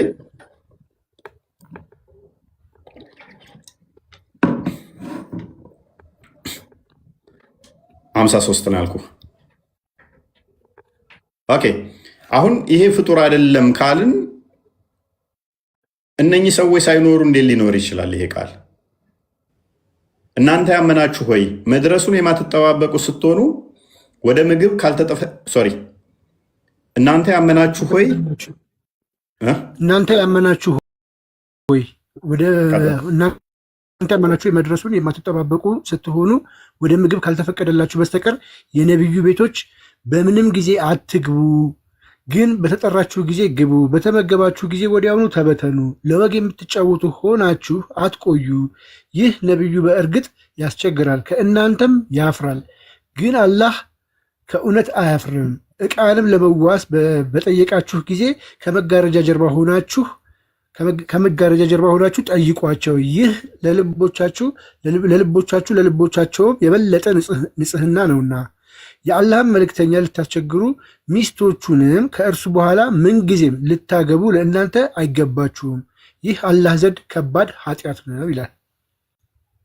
አሁን ይሄ የአላህ ቃል ነው ባህሪው ማለት ብሎ ለመቀበል እኔ ይከብደኛል። ማለት ለፈጣሪ እነኚህ ይሄ የመጣበት የወረደበትን ስታነቡት ሀዲሳቶችን እና ተፍሲሮች በዚህ ጉዳይ ላይ ሱራ 4:3 ላይ ወንዶቹ 3:3 አንዳንድ 2:2 4:4 አግቡ፣ አለማስተካከል የምትፈሩ ከሆነ አንዷን ብቻ አግቡ እና አንዷን ብቻ አግቡ ወይም በእጆቻቸው የያዛችሁትን እንትን በሉ ከሚለው ጋር ዘይነብን ሲያገባ ይሄንኛ የወረደው ዘይነብን ሲያገባ ታሪኩን ታውቁታላችሁ። ሱረቱ አልአሕዛብ ቁጥር 37 ላይ ያለውን ታሪክ ማለት ነው። ዘይነብ አስቀድማ የእንትና ሚስት ነበረች። የዘይድ ቢና ሙሐመድ ተብሎ ነበር የሚጠራው፣ የመሐመድ ማደጎ ልጅ ማለት ነው። ይሄንኛው ተቃውሞ መጥተ ነበር። 4 ድረስ ከሆነ ከተፈቀደው ለመሐመድ እንዴት ወር ሊመጣ ቻለ? ከ4 በላይ ይሆናል ማለት ነው ዘይነብን በሚያገባ ሰዓት። ግን ምን አወረደ? እዚሁ ዝቅ ብሎ ቁጥር 50 ላይ ወይም 51 ላይ ለመሐመድ ያመነች ሴት እንኳን ነፍስ ወረደ። ከዛ ጋር ተያይዞ ብዙ ሴቶች መሐመድ ጋር መጡ። ብዙ ሴቶች ሲመጡ አይሻ ምን ትላለች? ሴቶች አያፍሩም እንዴ? ለወንድ እንዴት ይመጣሉ? 50 ላይ ነው ያልኩ፣ 50 አካባቢ እንደዚህ ድረስ ይመጣሉ ብላ እንትናለች ማለት ነው። ያ እሱ ነው መሀል አካባቢ ላይ አንበቡ። ኤኒዌይስ ከዛ ይሄ ከዚህ ጋር በተያያዘ ብዙ ሴቶች ወደ መሐመድ መጡ። ከዛ በኋላ ታሪኩ ምን ይሆናል? ዘይነብን ለማግባት ነው። ዘይነብ ደግሞ ከዘይድ እንዴት እንደወሰዳት ዘይድ ጋር ቤቱ ሄዶ ታሪኩን ታውቁታላችሁ ብዙ ጊዜ ስለተወራበት። ግን ሰዎች እቤት ቁጭ ብለው ያወሩ ነበረ። መሐመድ ቤት እየተጫወቱ ነበር። ሰርግ ተጠርተው ማለት ነው። የሰርጉ ዕለት ነው። ሲጫወቱ መሐመድ ተነሳና ወደ አይሻ ቤት ሄደ። ሁለቱ ቁጭ ብለው እየተጫወቱ ነው። እንዲወጡለት ፈልጓል። ከዛ ፊት ነሳቸው። ተመልሶ ሄደ። ከዛ በኋላ መገለጥ መጣልኝ አለና እናንተ ሰዎች መድረሱን የማትጠባበቁ ሲሆን ነብዩ ቤት ሳትጠሩ እንዳመጡ ከተጠራችሁም ከበላችሁ በኋላ ወዲያው ተበተኑ። ለወግ የምትጫወቱ ናችሁ፣ አትቀመጡ። የሚል ሆነ። ኦኬ ሰዎቹ ምን ነበር እየተጫወቱ ነበረው? ሴቶቹ እሱ ጋር እንዳለ መጥተዋል። እሱ የዘይድን ሚስት እንትናን ዘይነብን አገብቷል፣ የማደጎ ሚስቱን። ልጁ ነህ ተብሎ ቻሌንጅ ሲደረግ ኖ እኔ ማንም ወንድ ልጅ አባት አይደለሁም የሚል ሱራ 33 40 አውርዷል። የወንድ ልጅ መሐመድ የማንም የወንድ ልጅ አባት አይደለም የሚል መለሰና ደግሞ እንዳይሻር ሱራ 33 36 ላይ አላህና መሐመድ ነገርን በደነገጉ ጊዜ ለምዕመናት ልዋጭላቸውም ብሎ ያዘው። ስለዚህ ምንም አማራጭ ስላልነበራቸው መጫወት ጀመሩ። ተፍሲር ኢብን አባስንም ሌሎች ነው ማየት ይቻላል። ምንድን ነበር ጨዋታቸው ውስጥ አንድም እያካተቱ የነበረው መሐመድ ሲሞት ካልሆነ አይሻን እናገባለን የሚል ታሪክ ነበረ። ከዛ ምን አመጣ? አላህ ያፍራል መሐመድ ያፍራል አላህ አያፍርም ብሏል። አላህ ለወግ የምትጫወትም ሆናችሁ ቤቱ እንዳትቀመጡ ብሏል። አላህ ምግብ ከበላችሁም በኋላ ወዲያው ተበተኑ ብሏል። አላህ እቃ መዋስም ከፈለጋችሁ ከመጋረጃ ኋላ ሆናችሁ እንጂ ፊት ለፊት እንዳትጠይቁ ብሏል። አላህ የሚል ወረደ ማለት ነው። ይሄን አሁን ዘላለማዊ ፍጡር ያልሆነ የአላህ የፈጣሪ ባህሪ ነው ወይንም ቃሉ ነው ብለህ ለመቀበል በጣም ከባድ ነው። የወረደበትን እነኛ ሰዎቹ አልወጣ ሲሉ ከዛ ደግሞ እነኛ ሰዎች አይሻን እናገባለን አትሊስት መሐመድ ከሞተ ሲሉ በህይወትም እያለ ማግባት አትችሉም፣ ከሞተ በኋላም ማግባት አትችሉም። ከባድ ኃጢአት ነው ብሏል አላህ። እኔ አፍራለሁ አላህ ግን አያፍርም ብሏል አላህ። ራሱን እየነገራቸው ያለው ለሰዎቹ። ከዛ ይሄ ዓለም ሳይፈጠር የፈጣሪ ቃሉ ነው ባህሪው ነው ወይም ልክ እንዳይኑ እንደጁ ቃሉ ነው ብለው ለማመን አይመጣውም ማለት ነው። ዲፔንድ የሚሆነው ማለት ነው እነኚህ ሰዎች ላይ ጥገኛ ነውና አስባቡ ላይ ጭምር ጥገኛ ነው። እነኚህ ሰዎች መተው አይጫወቱ፣ እነኚህ ሰዎች መተው እንትን ማለታቸው ጋር ጥገኛ ነው። ፈጣሪ ደግሞ የማንም ጥገኛ መሆን የለበትም። ሰዎቹ መተው መሐመድ ጋር ማውራት አለባቸው። መሐመድ ዘይነብን ማግባት አለበት። እነኚህ ሰዎች አይሻን እናገባለን ማለት አለባቸው። እነኚህ ላይ ጥገኛ ይሆናል ማለት ነው አላህ። ይሄ ደግሞ የፈጣሪ ባህሪ ነው ብሎ ማለት ትንሽ ከበድ ይላል። አቢ ምናምን ነው የሚለው አቢ ዘላለማዊ ባህሪው ነው ሳይናገረው አላህ ራሱ ባህሪው አድርጎት ይህንን ይሄ ካራክተር አለው ስትል ራሱ ትንሽ አይከብድም? በጣም ከባድ ነው። ዘላለም እንግዲህ ከዛ ይሄ ፍጡር አይደለም ብለህ በቂያማም ደግሞ ሊያማደድልህ መምጣቱ ሸፋ ሊሆን መምጣቱ ደግሞ ይሄ ደግሞ ሌላ ወረስት ይሆናል ማለት ነው። አስቸጋ ራህማ የምትለዋለ እዚህ ላይ አለው። እዚህ ላይ ምን ትለናለህ? እኔ ቅድም ላይ ነበረ ቅድም ላይ ከልጁ ስታወሩ ጊዜ ነበረ ለመስጠት ተፈለኩት። አሁንም ከፈለክ ከደግመዋለሁ ኤግዛምፕሉን የአቡ ለሃብን ተበት የዳ የሚለውን አምጥተህ እዛ ላይ ነበር። አሁን ሁሉም ይሄም ያላህ ቃል ነው አይደለ? ምኑ ይሄም ቁርአኑ ያላህ ቃል ነው። ቁርአን የአላህ ቃል ነው። ቃል ደግሞ መሐመድ ቤት እንዳገቡ የሚል የአላህ ባህሪው ልክ እንደጁ እንዳይኑ እንዴት ሊሆን ይችላል? አላህ ጥገኛ አደረከው እኮ ፍጡር አይደለም የአላህ እንትን ነው ካልክ ቤት እንዳገቡ ተብላችኋል። ምግብ ከበላችሁ በኋላ ወዲያውኑ ተበተኑ የሚል የአላህ ባህሪ እንዴት ይሆናል? የአላህ ቃል እንዴት ይሆናል? ማለት ጀስት ሙሐመድ ላይ ጥገኛ ይሆናል። እነኛ ሰዎች መጥተው ሙሐመድ ቤት መቀመጣቸው ላይ እነሱ ላይ ጥገኛ ይሆናል እኮ። እነዛ ሰዎች ሳይመጡ በፊት ለማይንገረው ትእዛዙ ለማይውረድ እነኛ ሰዎች ሳይመጡ በፊት ለምን አስፈላጊ ስላልነበረ በሚያስፈልግ ሰዓት መጣ። አላህ ወደ መጀመሪያም እያንዳንዷን ተግባር በፊትም ያውቃታል። የሚያውቀውን ነገር ደግሞ ጊዜውና ሰዓቱ ሲደርስ ይፈጸማል። ተግባራዊ ሳይናገረው በፊት ስለነበረ ይሄ ሳይናገረው አላህ ለጅብሪል ሳይነግረው በፊት አላህ ውስጥ ነበር ይቀር ያውቃል። የሚገርም ነገር እኔና አንተ የምናወራውን ነገር አስቀድሞ አውቆታል። ራይማን ማወቅ ችግር የለውም። ማወቅ አይደለም ያልነኛ ቃሉ ነው ብለህ ስትል ፍጡር ያልሆነ ልክ እንደጁ እንዳይኑ እያልክ ነው። አክቹዋሊ አንተ ያላህ ቃል ፍጡር ነው ብለህ ነው የምታምነዋል? ቃል የለም ቃል ነው። ፍጡሩም ሊባል አይቻልም። ቃል ነው። አላህ የፈጣሪ ቃል ነው። አላህ ምን ብሎናል መሰለ? ቁርአን የኔ ቃል ነው ያለን እንጂ ፍጡር ነው አላለ ነው። ቀደም ፍጡር ነው ብለህን ነበር አይደል? እኔ አላልኩም። ቃል ነው ብሎናል። ቃል ነው ብለን እናምናለን። የተነገረንን ብቻ ነው። ያልተነገረንን ነገር አንፈላሰፍም፣ አንጨምርም፣ አንቀንስም። ቁርአን ሞልቷል። መቀነስም መጨመርም የተነገረን ትቀበላለህ፣ ያልተነገረህን አትፈላሰፍም። አራነጽ እዚህ ጋር ነው። በቃ ምንም የለም።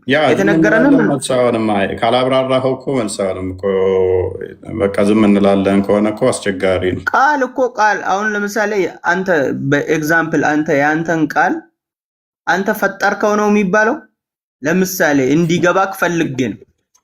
አዎ ከአጋንንት ይጠብቃል ብለህ ታስባለህ? አሁን ይሄ ቃል አጋንንትን ይጠብቃል?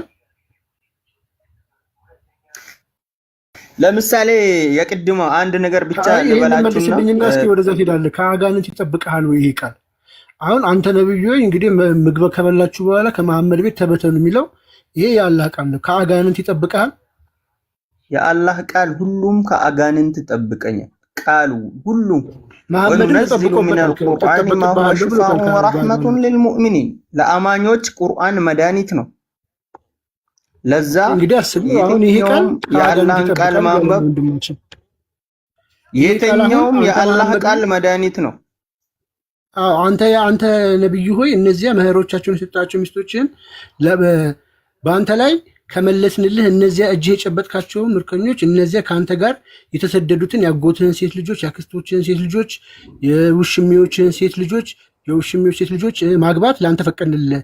ያመነች ሴት ነፍሷን ራሷን ለነብዩ ብትሰጥ ነብዩ ሊያገባት የፈለገ እንደሆነ ከምእመናን ሌላ ለአንተ ብቻ የጠራ ስትሆን ፈቀድንልህ። ይሄንን ስላልክ አጋንንቱ ይወጣል ማለት ነው ካንተ ውስጥ።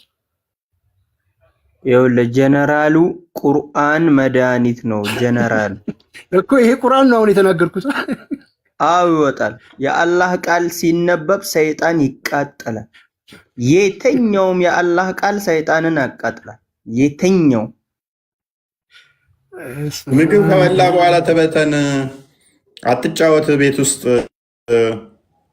ሚስቴንም እንዳታገባ በህይወትም እያለው ከሞትኩም የሚል አላህ ይሄ ሰማይና ምድርን ሳይፈጥረው አላህ ቃሉ ነበር አይደል? ይሄ ሙሐመድም ሳይመጣ ሰማይ ምድር ሳይፈጠር ያላህ ቃል ነበር ይሄ አይደለ? ያውቀው። አሁን አስበው እስቲ ሙሐመድ ገና ሳይፈጠር ሰማይ ምድር ሳይፈጠር አላህ ቃሉ ያላህ ቃል ልክ እንዳይኑ እንደጁ ምን ሚል ነው? እናንተ ምዕመናን መድረሱን የማትጠባበቁ ስትሆኑ ወደ ምግብ ካልተፈቀደላችሁ በስተቀር የነብዩ ቤቶች በምንም አትግቡ፣ ግን በተጠራችሁ ጊዜ ግቡ፣ በተመገባችሁ ጊዜ ወዲያውኑ ተበተኑ፣ ለወግ የምትጫወቱ ሆናችሁ አትቆዩ። ይህ ነብዩ በእርግጥ ያስቸግረዋል፣ ከእናንተም ያፍራል፣ ግን አላህ ከእውነት አያፍርም። ዕቃንም ለመዋስ በጠየቃችሁ ጊዜ ከመጋረጃ ኋላ ሆናችሁ ጠይቋቸው። ይህ ለልቦቻችሁና ለልቦቻቸው የበለጠ ንጽሕና ነው። የአላህንም መልእክተኛ ልታስቸግሩ ሚስቶችንም ከእርሱ በኋላ ልታገቡ ምንጊዜም ልታገቡ ለእናንተ አይገባችሁም። ይህ አላህ ዘንድ ከባድ ኃጢአት ነው እያለ ፍጥረት ገና ሳይፈጥር ብቻውን ይሄ የእሱ ቃል ሆኖ ሲኖር ምንድን ነው እያልከን ያለው?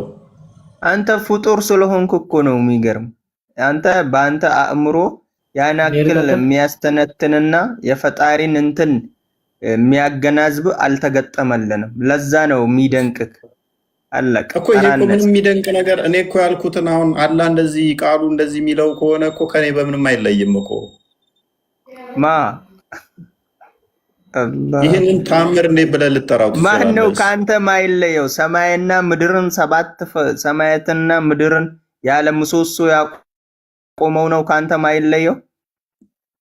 አንተን የፈጠረው ነው ከአንተ ማይለየው? ኖ ወደዛው ሳገባ ይሄን እዚሁ ላይ አድርገዋል። አይለይም አልክ እኮ ከኔ አይለይም እኮ። ይሄንን አሁን ነጥብ ያዝና ወደ ሌላ ቶፒክ ውስጥ እንዳንገባ ይሄውን ቃሉ ነው ስትል ልክ እኔ እንዳልኩት እኔ ማንኛውንም ሰው ልል እንደምችለው ቤት ያትምጡ፣ ሳልጠራችሁ እንዳመጡ፣ ከመጣችሁ ከበላችሁ በኋላ ከቤት ውጡ፣ ቤቴ ውስጥ ለወግ የምትጫወቱ አትሁኑ፣ ዕቃም ከፈለጋችሁ በሩቅ ሆናችሁ ከመስኮት ኋላ ጠይቁ ብዬ ልናገር እንደምችለው ሚስቴንም እኔ አፍራለሁ፣ ፈጣሪ አያፍርም ብሏል። ሚስቴንም አሁን ማግባት አትችሉም፣ ከሞትኩ በኋላ አታገቡም። ይሄ ለፈጣሪ ፍጡር ያልሆነ ልክ እንዳይኑ እንደጁ ነው ስትል ሀው አንተ ግን እቺን ቃል ራሱ እንዲህ እንደምታወራት አስቀድመ አታውቅም ነበር። አይገርምህም? አሁን ትላንትና ለምሳሌ ከኔ ዛሬ ይሄን እንደምታወራ አላወቅም፣ ግን ፈጣሪ ያውቀዋል። ማወቅ ማጠራ ያደርግ እዚህ ጋር እኔ ልቀጥል ማለት ነው። እሺ ቀጥል። አሁን እዚህ ጋር ቅድሚያ ቆይ ትቀጥላለህ። አንዴ ሞቤ ቢኒ እንኳን ደህና መጣ። ሰላም በለው። አይ ነበርኩ እኔ እኮ ጥያቄ ጠብቀኝ ብለህ ጠየቅ። ትቀጥላለህ። እሺ ሰላም ብያለሁ። ቢኒ ብለህ ቢኒ ናችሁ። አንተ ቢን ነህ፣ ቢን ሙሐመድ ነህ አንተ። ቢኒ ደግሞ ከስራለህ። እንዴት ናችሁ? ሰላም ብያለሁ። ሰላም ክርስቶስ ከሁላችሁ ጋር ሁላችሁ ነው። እሺ ሰላም ብያለሁ። እኔም ሰላም ቢኒ፣ እንኳን ደህና መጣ። እንኳን አደረሰ። አብሮ አደረሰ። ምን አለ እንኳን አብሮ አደረሰ። አልፈታም ዛሬ ጾም ተፈታ ይላል። አሁን አልበላም ቢኒ። እሺ ለማንኛውም ሀቢብም ሰላም ብለናል። ቀጥለዋለሁ። እሺ ሙቤ ቀጥል። ሶሪ ሙቤ። እሺ እዚህ ጋር ምንድን ነው ጥያቄው? ቁርአን ፍጡር ነው ፍጡር አይደለም ብለህ የምታምነው? እሱማ ፍጡር አይደለም የታወቀ ነው። ስለዚህ ፊት ለፊት ያለው ፍጡር አይደለም። ይሄኛው የአላህ ንግግር ነው። አንቀጹ ስለሆነ ማለት ነው። እዚህ ጋር የሚያሳየው አንደኛ ኢቲክስ ነው፣ ሁለተኛ ደግሞ አላህ ፍጡር ነው ፍጡር አይደለም ማለት ፍጡር አይደለም። ኦኬ ፍጡር አይደለም። ይሄ ቁርአን ነው። ቁርአን ደግሞ የአላህ ቃል ነው። የአላህ ቃል ደግሞ ፍጡር ነው አይባልም፣ ባህሪው ስለሆነ ያ ፍጡር አይደለም ስትል ለጅብሪል የነገረው አሁን አላህ ለጅብሪል ነግሮታል ብለህ ነው የምታምነው አይደለ? በምንድን ነው የነገረው? በድምፅ ነው የነገረው? በምልክት ነው የነገረው? በዜማ ነው የነገረው? እንዴት ነው የነገረው? እሱ አስፈላጊ ጥያቄም አይደለም፣ ለእኛ የሚመለከት ነገርም አይደለም። እኛ እዚህ ውስጥ ገብተን አንፈላሰፍም ማለት ነው። አሁን ቃሉ ፍጡር አይደለም ትላላችሁ አይደለ? ኦኬ አረብኛውስ? አረብኛው ፍጡር ነው ፍጡር አይደለም? የያዘው የሱን ቃሉን የያዘው ቃሉን የተሸከመው ማለት ነው። ለምሳሌ እያንዳንዱን የቃሉ ተሸካሚ በቋንቋ ነው ያለው መቼማ። እሱስ እንዴት ነው የሚታየው? ፍጡር ነው ፍጡር አይደለም? አላህ በፈለገው ቋንቋ ይናገራል። አሁን የተለያዩ ነብዮችን ይልካል አይደል? በቋንቋቸው መጽሐፍ ያወርድላቸዋል። ቋንቋ እኛ እንዲገባን መሰረት ያደረገ ስለሆነ አላህ ሱብሓነሁ ወተዓላ በፈለገው ቋንቋ መናገር ይችላል። እሱ ያተረዳው ቋንቋ በምን ቋንቋ ይናገራል ሳይሆን ይሄ የወረደበት አረብኛው ቋንቋውን ፍጡር ነው ፍጡር አይደለም?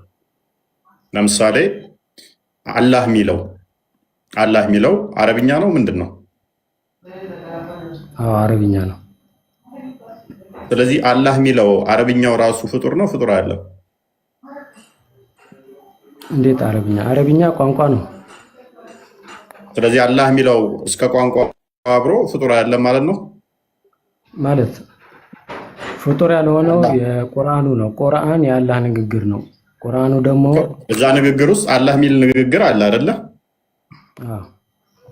ያ ንግግር ታዲያ ፍጡር ነው? ለምሳሌ አላህ ሱብሓነሁ ወተዓላ ሙሐመድ ብሎ ይጠራል። ለምሳሌ ማለት ነው። ሌላም ሰው ሙሐመድ ብሎ ይጠራል። መልካም። ስለዚህ ምንድነው ጥያቄ? ሙሐመድ የሚለው የአላህ ንግግር ነው ወይ ልትለኝ ነው? ኦኬ ነው አይደለም? እሺ ነው ጥያቄ። እሺ ነው አይደለም? አዎ እሺ። ማለት ቋንቋ በራሱ ሙሐመድ የሚለው አንተ ባመጣው ሎጂክ መሰረት ፍጡር አይደለም የምትለው በመሰረቱ ቋንቋ ቆይ አንተ ባመጣው ሙሐመድ በሚለው ቃል ውስጥ ፍጡሩ ይሄ ነው ፍጡር ያልሆነው ይሄ ነው በልና ለይልኝ እስኪ። እንዴት? ቋንቋ ሙሐመድ ነው። የሚለው ቁርአን ውስጥ ይጠራል ብለኸኝ መጠሪያ ነው። እሱ ደግሞ አላህ ሱብሓነሁ ወተዓላ ነው ያደረገው ለሁሉም ለሰው ልጆች ማለት ነው። ተስማማው እኮ ያ ሙሐመድ የሚለው ቃል ላይ ቆይ ሙሐመድ የሚለው ቃል ፍጡር ነው ፍጡር አይደለም? እንዴት ፍጡር ይባላል? ንግግር ነው እንጂ ቋንቋ ነው። ስለዚህ ፍጡር አይደለም ማለት ነው። እንዴት ነው ፍጡር ፈጣሪ? እንደዛ የሚባል ጥያቄ እኮ ሲጀመር ማለት ነው። አሁን እዚህ ጋር የገባሁት ይሄን እንድመልስ ነው። ሌላ ቶፒክ እያነሳ ነው። አንደኛ ነገር እዚህ ጋር ቁርአን ምንድን ነው የሚለው? አንደኛ ኢቲክስ ነው የሚያስተምረው። ኢቲክስ ማለት ስነ ስርዓት፣ ከነቢዩ ቤት ሲገቡ ስርዓት መያዝ እንዳለባቸው፣ ምግብ ሊበሉ ተጠርተው እዛ ቆይተው እንትን ላለ ማለት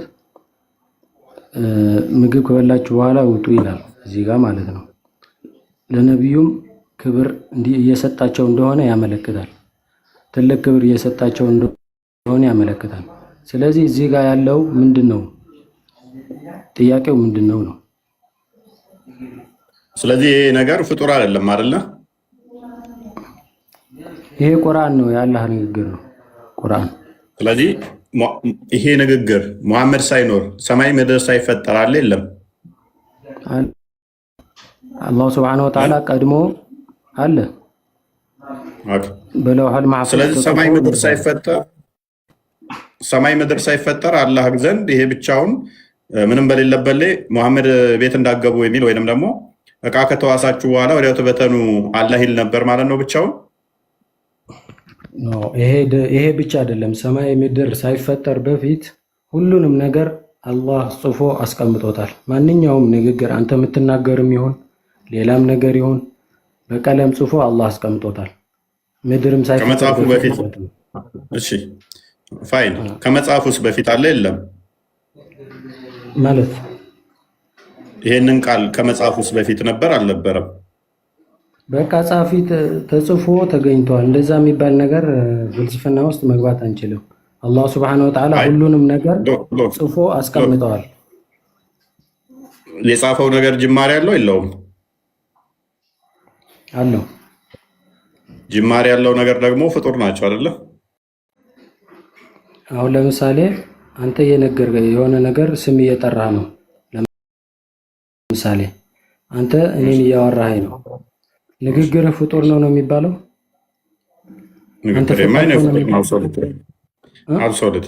ንግግሬ ፍጡር ነው የሚሆነው። ከኔ የወጣ ነው። ከኔ ጋር አብሮ የተገኘ ስለሆነ አይደለም። ያንተ ባህሪ ነው። ከአንተ ጋር የተፈጠረ ነው እንጂ ፍጡር አይደለም። ከአንተ ጋር የሚኖር ነው። ፍጡር አይደለም፣ ባህሪ ነው። ንግግርህ ማለት ነው። አንተ የተናገርከው ነገር ባህሪ ከሆነ ከኔ ጋር የተገኘ የተፈጠርኩበት ባህሪ እንደዛ ከሆነ ለምሳሌ ብሰድብህ ብሳደብ በእስልምና ኃጢአት ነው አይደለም? ኃጢአት ነው። ለምን ኃጢአት ይሆናል? የተፈጠርኩበት እንደዛ ባህሪ ከሆነ በባህሪ ለምን ኃጢአተኛ ያደርገኛል? የሰራኝ እንደዛ አድርጎ ከሆነ ንግግርህ ነው ባህሪ እንጂ አንተ የምትሳደበው ነገር ከአንተ ነው የወጣው። ንግግርም እኮ ስድብን ያካተተ እኮ ነው። በንግግር ውስጥ ስድብ ላካተት እችላለሁ ማለት እንዴት? አሁን ለምሳሌ ድምፅ እያወጣህ ነው። ድምፅ መናገር የማይችል ሰው አለ ለምሳሌ። ስለዚህ አንተ ደግሞ ትናገራለህ። ፍጡር አይደለም ብለሃል። የንግግሬ ፍጡር ካልሆነ አሁን መናገር የማይችል ሰው ምንድን ነው የምንለው? እሺ መናገር ማይችል የለም። በምልክትም ቋንቋ ቢሆን ይናገራል። ዱዳ የሆነ ሰው አለ። አሁን መናገር የማይችል አለ ለምሳሌ ማለት ነው። በድምፅ በምልክት ቋንቋ ሊናገር ይችላል። መግባቢያ ቋንቋዎች በጽሁፍ ሊናገር ይችላል። በድምፅ ለምን ያወራም ነው? ምን ሆነ እሱ? አሁን ይሄ እንደዚህ አይነት ጥያቄ እንደዚህ አይነት አንደኛ አያስኬድም። ሁለተኛ ነገር ደግሞ ለማስኬደው ማለት አላህን ከየትኛው ጋር ቆይ ለአላህ ኤግዛምፕል ልሰጥ የፈለከው እኔን ድምፅ ያለኝን ወይንስ ዲዳውን? ለአላህ የሚስማማው የትኛው ነው? አሁን ይሄ ሌላ አቅጣጫ እንደ ትልቅ ሰው ብታወራ ጥሩ ነው። ኖ ኤግዛምፕል ያመጣኸው ለአላህ እንዲረዳህ ነው አይደለ? አላህ ንግግር አለው ቃል አለው የሚለው ለሱ እኮ ያንን ኤግዛምፕል የተጠቀምከው አሁን እንደኔ እንደተናጋሪው አርገህ ለሱ ይኸው አንተ ጋር እንደዚህ ስለሆነ አላህ ጋር እንዲህ ነው ብለህ ለመፍጠር ነው ወይንስ ዲዳውን እኮ አላህ በምንም ነገር አይመሰልም። አንተን እያወራህ ማይመስል ከሆነ ካዳ ለምን አንዴ ዲዳ አንዴ ተናጋሪ እያልክ ኤግዛምፕል ውስጥ ትገባለህ? ካዳ ስላላ ቃል እያወራ ስለኔ ቃል ለምን ታወራለህ? ምንም ምሳሌ ከሌለ አንተ የምትጠይቀው ጥያቄ እንዲገባህ ነው። እኔ እንደዛ ያልኩ የማይሆን ምንም ያመጣው ነገር የለም እኮ ምንም ያመጣው ነገር እኮ የለም። አንተስ ምን ያመጣው ነገር አለ? እኔም አምጥቼ እኮ ጠየኩህ እኮ ሰማይ ምድር ሳይፈጥር ምንም ባልነበረበት ላይ ይሄ ያላ ቃል አሁን ሙሐመድ ቤት እንዳገቡ እያለ አላህ ብቻውን ይል ነበር ወይ? አይ ጽፎታል አልከኝ። የተጻፈው ነገር ጅማሬ ያለው የለውም አልኩህ። ጅማሬ ያለው አልከኝ። ስለዚህ ጅማሬ ያለው ነገር ደግሞ ሁሉም ፍጡር ነው። ጅማሬ ያለው ነገር ፍጡር ነው። አይ ጅማሬ ያለው ነገር ፍጡር አይደለም ካልከኝ፣ ስለዚህ እንዳንተ አስተምሮ ጅማሬ ያላቸው ብዙ ነገሮች አሉ፣ ፍጡር አይደሉም ማለት ነው። ብዙ ፈጣሪዎች አሉ ማለት ነው። ፍጡር ያልሆኑ ብዙ ጅማሬ ያላቸው። ለምሳሌ ጅማሬ የሌላቸው ብዙ ፈጣሪዎች አሉ ስትል ለምሳሌ ኤግዛምፕል ጅማሬ ያላቸው ጅማሬ ያለው ብለህ ተስማማህልኝ። የተጻፈው ነገር ጅማሬ ያለው አልከኝ። ጅማሬ ያለው ነገር ደግሞ ፍጡር ነው አልኩህ እኔ፣ ምክንያቱም ከመጀመሩ በፊት ስላልነበረ። በዚህ ተተስማማ። ጅማሬ ያለው ነገር ፍጡር ከሆነ ከመጀመሩ በፊት ያሌለ ነገር ፍጡር የሚሆን ከሆነ ተጽፏል አስቀድሞ። ኤግዛምፕል አንተ ስትወለድ ማለት ነው። እሺ ልጅ ሲወለድ ለምሳሌ አንድ ልጅ ሲወለድ ያለቅሳል አይደል? እሺ ከነ ድምፁ ይወለዳል አይደል? እሺ ስለዚህ ድምፁ ከተወለደ በኋላ ነው ያወጣው ወይስ አብሮ የተወለደ ነው? አብሮ መጣሽ ምን ሆነ? ስለዚህ ምንድነው ጥያቄ ነው? አሁን አብሮ ጅማሬ ካለው እሱ ምን አገናኝ? እሱ እኮ ጅማሬ ያገናኛል። ለምን አይገናኝም? ልጁ እኮ ጅማሬ ያለው አብሮት ቢመጣም ድምፁም አብሮ ቢሆን ጅማሬ ያለው። እኔ ምሳሌ ነው ማየው ምሳሌ አትጠቀምልህ እኮ ለዛ ነው እያደከምከኝ ነው ሙቤ። ማይሆን ኤግዛምፕል አትጠቀም። አሌስ ከአላህ ጋር የሚሄድልህ ምሳሌ ተጠቀም እኮ። እኛ አሁን ፍልስፍና እስልምና ፍልስፍና አይደግፍም። በጣም አደከምከኝ። ይሄ የአረብኛ ፊደሉ የተፈጠረ ነው ወይስ ያልተፈጠረ ነው? ፊደሉማ ፍጡር ነው። ተፈጥሮ የተጻፈው ወረቀቱ ፍጡር ነው። አይ ወረቀቱን አላልኩም። ፊደሉም የተጻፈው የምትለው ንግግሩ ነው አይደል? አረብኛ ንግግሩ ነው አይደል? ንግግሩ ነው። አሁን በአረብኛ ያለው ማለት ነው። በአረብኛ ፊደሉ ፍጡር ነው። ፊደሉ አረብኛ ንግግሩ ለምሳሌ ቁል ዋላሁ አሐድ ይሄ ፍጡር ነው። ንግግሩ አይደለም። ቁል ዋላሁ አሐድ ማለት በምንኛ ነው የተጻፈው? ግን ፍጡር ነው። በምንኛ ነው ቋንቋው? ቋንቋውን የጠየቁ መጀመሪያ አረብኛ። ስለዚህ በአረብኛ ተጽፈዋል ማለት ነው። አንተ እሱ ፍጡር ነው ወይስ ፈጣሪ ነው? የተጻፈው ፍጡር ነው። ቁል ዋላሁ አሐድ የሚለው ቃሉ በአረብኛ ሲጻፍ ፍጡር ነው። ቃሉ ሳይሆን የተጻፈው ነው ያልኩህ። ቃሉማ የአላህ ቃል። ስለዚህ ይሄ አሁን ይሄ ቁርአን ምንም ክብር በንጹህ እጅ ምናምን መንካት አይጠበቅብህም ማለት ነው። ውዱ ማድረግ አይጠበቅብህም። እንደፈለግክ ማድረግ ትችላለህ። የአላህ ንግግር ስላልሆነ ማለት ነው። ፍጡር ስለሆነ ለምን አይጠበቅብህም ታዲያ? የአላህ ንግግር የምትለው አረብኛ ንግግሩ ነው አይደል? በድምፅ ብቻ ሲሆን ነው የአላህ ቃል የሚሆነው በአረብኛ። ቁርአን ሲጀመር የቃል መጽሐፍ ነው። የመጽሐፍ ስለዚህ በድምፅ ብቻ እንጂ በጽሁፍ አይሆንም። በጽሁፍ ቁርአን አይባልም እያልከን ነው ማለት አላህ ረሱል ሰለላሁ ዐለይሂ ወሰለም እዚህ ጋር አረብኛው አለ። ለምሳሌ ይሄ አረብኛው ያስረዳህ ነብዩ ሰለላሁ ዐለይሂ ወሰለም መጽሐፍ አይችሉም። ለምሳሌ መጽሐፍ አይችሉም፣ ማንበብ አይችሉም። የወረደላቸው በቃል ነው። ገባ? አላህ አጠገቡ የጻፈው በምንድን ነው? በምን ቋንቋ ነው ማለት? አላህ ዘንድ ተጽፎ የለ ቁርአን? እሱ እንደዚህ የሚል የለም። ለአላህ የሚመጥነው ነገር አይደለም። አላህ በፈለገው ከአረብኛ ውጭ ሌላ ቋንቋ ይጠቀማል ማለት ነው። አላህ እንደዛ ነው። አዎ ነቢያት እኮ ነበሩ። ተውራት፣ ኢንጂል እኮ የዕብራይስጥ ነቢያት ነው። ዕብራይስጥ ቅድም ብለህን ነበረ ተጽፏል ብለህን ነበረ። ታዲያ ምንድን ነው እሱ አሁን አልተጻፈም የምትለው? ደግሞ በቃል ነው የወረደለት ለምትለው ስችኛዋን ፍታት። ሱራ 39 ቁጥር 1 ነው። 39 ቁጥር 1 39 ቁጥር 1 ቃል አለ። ምንድን ነው? 39 ያልከው 32 ነው። ሊኮ ተሳስተህ 39 ቁጥር 1 እሺ። ያው አንብበው እስኪ። ተንዚሉል ኪታቢ ሚነላሂል አዚዚል ሐኪም ይላል። የመጽሐፉ መውረድ አሸናፊው ጥበበኛው ከሆነ አላህ ነው ይላል። የትኛው መጽሐፍ ነው?